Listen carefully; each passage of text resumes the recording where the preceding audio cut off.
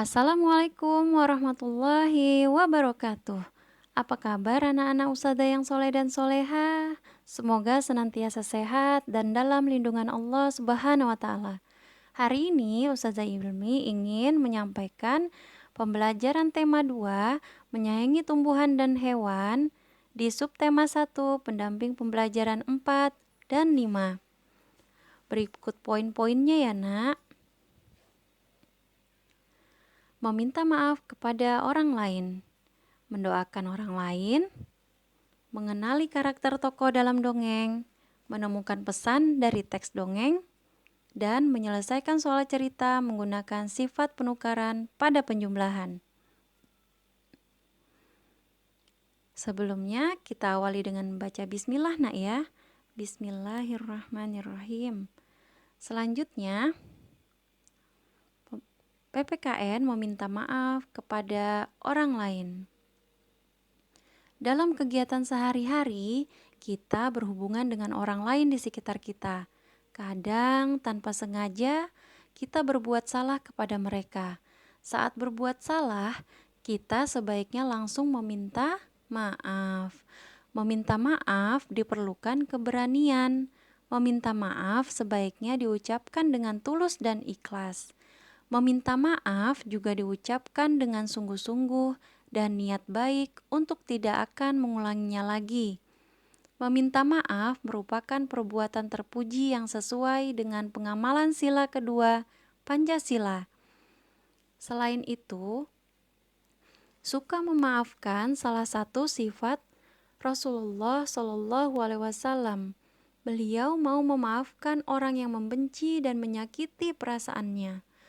Rasulullah Shallallahu Alaihi Wasallam mengajarkan kepada kita untuk tetap berbuat baik kepada orang lain meskipun orang tersebut membalasnya dengan kejahatan.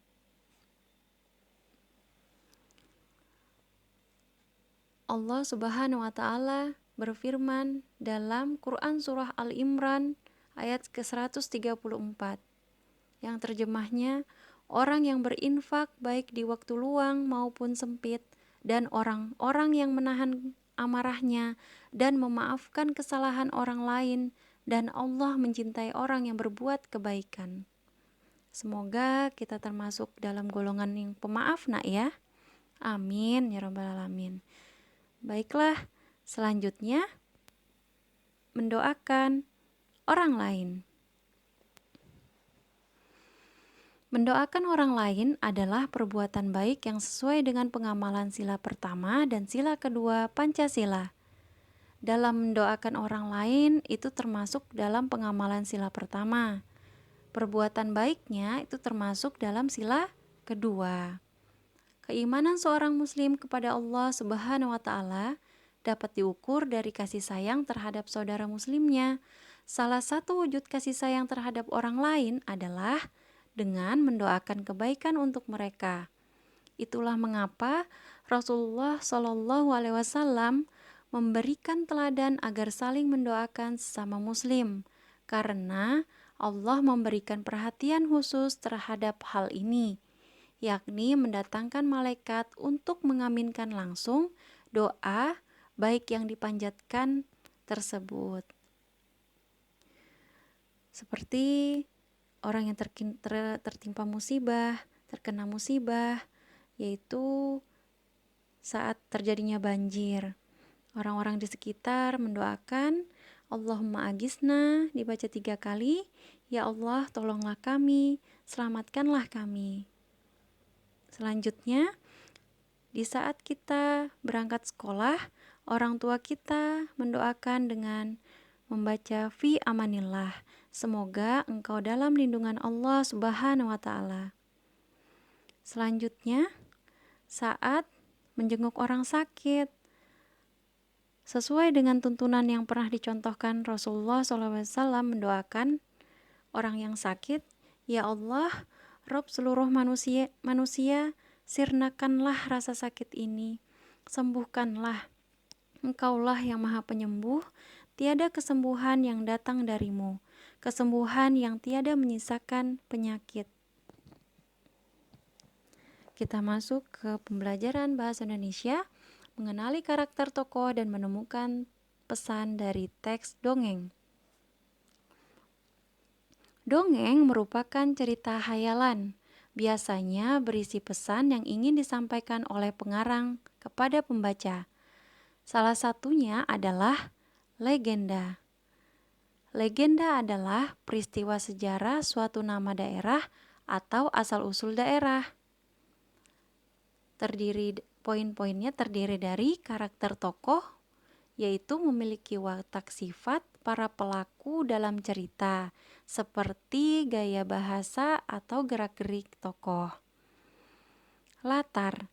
Latar, unsur yang menelatari sebuah cerita, terdiri dari waktu dan tempat. Latar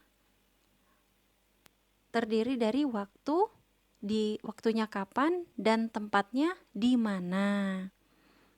Amanat atau pesan yaitu menyampaikan pesan moral atau nasihat yang disampaikan oleh seseorang kepada orang lain. Nanti di akhir pembelajaran kalian simak dongeng legenda Malin Kundang nggak ya?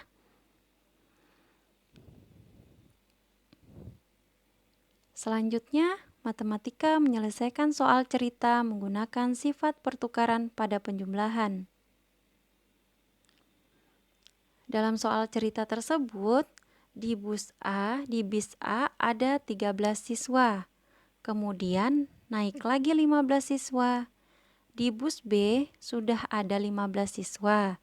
Setelah itu, beberapa siswa naik lagi ke bus B, sehingga jumlah siswa di bus B sama dengan jumlah siswa di bus A. Pertanyaannya yang pertama, tentukan banyak siswa yang naik lagi ke bus B. Pertanyaan yang kedua, tuliskan banyak siswa di bus A dan bus B sesuai sifat pertukaran pada penjumlahan. Penyelesaiannya, bus A ada 13 siswa nak ya. Kemudian naik lagi 15 siswa, berarti ditambah. Selanjutnya di bus B ada 15 siswa. Dan berapa siswa ya yang naik lagi tetapi jumlahnya sama dengan di bus A? Yaitu total siswa di bus A ada 13 siswa dan ditambah 15 siswa. Jadi jumlah totalnya siswanya ada 28 siswa. Coba perhatikan. Sifat komutatif A tambah B sama dengan B tambah A. Jadi di situ ada 15 siswa. Jadi yang belum masuk adalah 13 siswa. Agar berjumlah totalnya 28 siswa. Semoga kalian sudah paham nak ya. Dan Ustazah mohon maaf jika ada salah kata.